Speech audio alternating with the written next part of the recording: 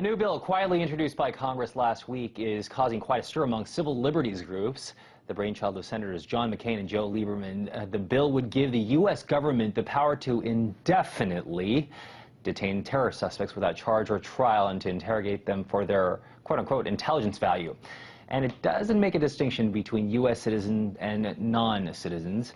So does this sound kind of scary to you? Well, joining us now to talk about that is RT's Lucy Kavanaugh.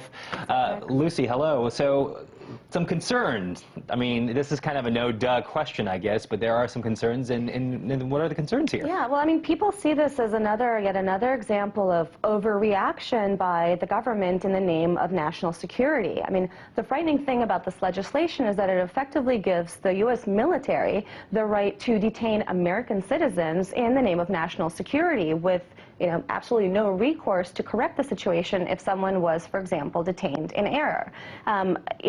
The bill is worded so broadly that it basically could, throw you or I or anyone into jail for being perceived as the war on terror. And it doesn't really set any limits in terms of who makes the decision about that perception. And so, if, say, we speak out really strongly against the government and it's somehow perceived as being a threat to the United States, we can see ourselves locked up, held by the military, interrogated, held indefinitely, and all without a basic right to, an attorney or a public trial, and et cetera.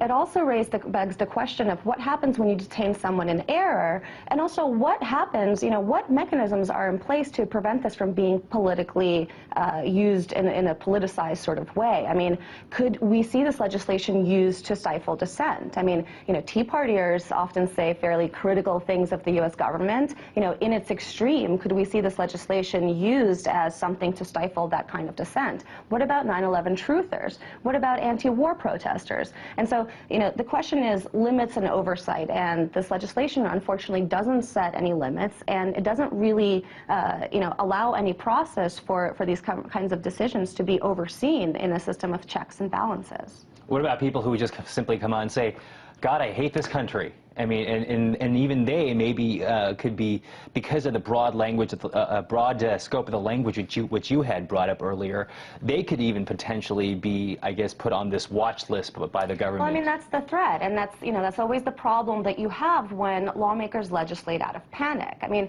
we've seen the reaction to the Christmas Day bomber and the guy that drove the airplane into the IRS building. We had the Pentagon shooter, and I think, Congress is a very, very reactive body. And a lot of times when something happens that scares Americans, a lawmaker says, okay, hey, this is a frightening situation. I'm up for re-election. I want to look like I'm being really tough on terrorism and like I'm standing up to the terrorists. And so there's this rush to sort of, quickly legislate without thinking through a piece of legislation. And a lot of times we end up subverting values that we take for granted in this country, like democracy and freedom, in the name of national security. And I think, Americans definitely want the government to be proactive in terms of, addressing the terror threat, but I don't remember going to the polls and voting to, take away my constitutional rights. Do you? We have just about a minute left, but you brought the examples of I call him the Underoos bomber, and also Joe Stack. But because of events like those, incidents like those, isn't there kind of a need for a piece of legislation like this?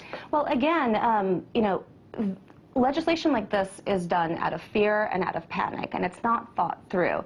The consequences of this, I mean, when you look at the domestic terror threat, a lot of folks, and I'm not justifying this, I mean, any sort of violence is completely inexcusable, but a lot of people are, trending towards violent reactions to what they perceive as a loss of their liberties to the federal government. And something like this is not going to win you any friends by people who already feel like they're sacrificing their rights and liberties in the name of terror, And the ironic thing is you'd think that this would be maybe a partisan issue where Democrats or Republicans would be different on this. And unfortunately, with things like this, both parties seem to work in lock and step. I mean, we saw the passage of the Patriot Act with virtually no debate last week. And, I don't know if this thing is going to pass, but again, there's just very little difference between the two parties on an issue like this. RT's Lucy Kavanaugh. We will see if this thing passes. Thank you so much for joining us. Thank you.